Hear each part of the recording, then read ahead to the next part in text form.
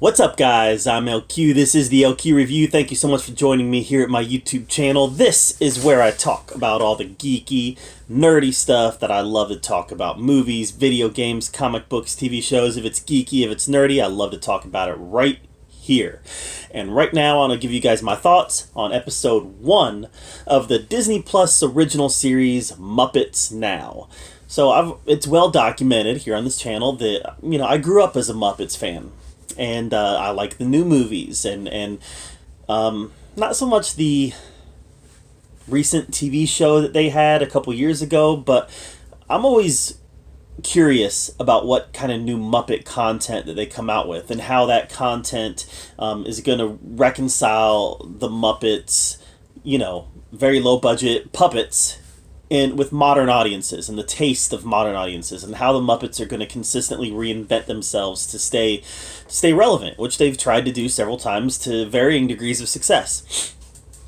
So what did I think about this show? Well, I think Disney Plus is the perfect spot for the Muppets because they are, at this point, a very low budget investment for Disney. They're not going to put a lot of high budget money into Muppet movies because the 2011 Muppet movie with Jason Segel did pretty well, and then Muppets Most Wanted saw a pretty big decline. And I think that with the Muppets, you're going to consistently see lukewarm interest in this property, varying degrees of lukewarm interest based on how good whatever incarnation of the Muppets that is. So this first episode was about 22 minutes long, and it was about Scooter and Kermit uploading their new show onto probably the internet or Disney Plus or whatever it might be. And it was really, the new show was really segments of personal shows that Muppets are doing. There's a segment of a fashion show that Miss Piggy was doing. There was a segment of a cooking show that Swedish Chef was doing. A interview that Kermit was doing. And, in true Muppet fashion, they had several cameos. Muppets have always loved celebrity cameos. This one had Linda Cardellini and, a few other, Taye Diggs, a couple other cameos in this episode. And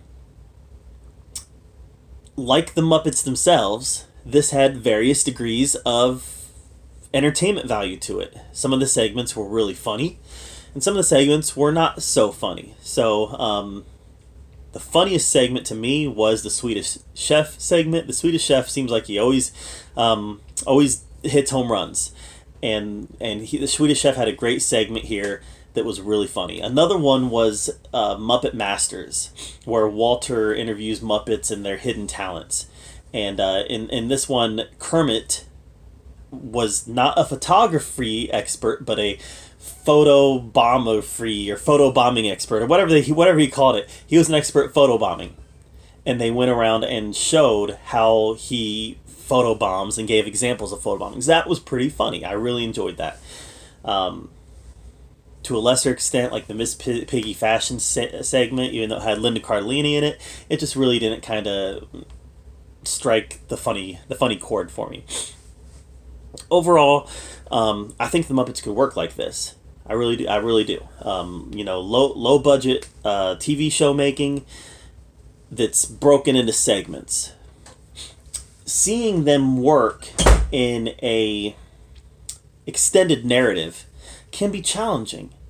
It can be challenging. That's why so many Muppet movies, some of them have been real great and others haven't been so good, because telling a long-form Muppet story can be challenging. But telling short-form Muppet stories in little segments that are, 7 to 10 minutes each, I think that's right where their bread and butter is, because it does a couple things. Number one, you can really get people laughing in 7 to 10 minutes. You can really do some funny stuff, and the joke's not going to wear thin in that short period of time. But another thing that's going to happen is if you have a segment that's not working, you're not wasting a whole 25 minutes on it, a whole episode, or a motion picture on it. You're wasting a 7 to 10 minute segment on something that's not striking a chord with the audience. So this was a lot more win than not win, but it was still kind of a mixed bag. Overall, I really enjoyed it, and I'm looking forward to episode 2 dropping next week. And that's where I'm at. I really enjoyed it.